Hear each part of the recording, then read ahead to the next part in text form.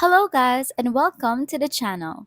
In today's video, I'll show you how to disable autocorrection and predictive text on your iPhone running iOS 18. This is perfect if you prefer to type without suggestions or automatic corrections. Let's get started.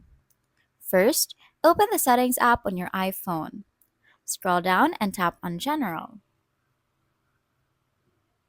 Then select Keyboard from the list of options. Inside the keyboard settings, you'll see a list of toggles. Look for autocorrection and predictive text. Right here.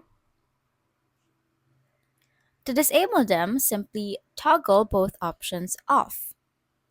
Like what I did here in autocorrection. You simply have to tap on this toggle to turn it off. Once you've done that, autocorrections will no longer adjust to your typing and predictive suggestions will no longer appear as you type. And that's it. You have successfully disabled autocorrection and predictive text on your iPhone.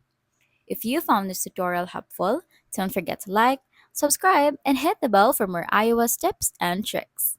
Thanks for watching, and I'll see you in the next video.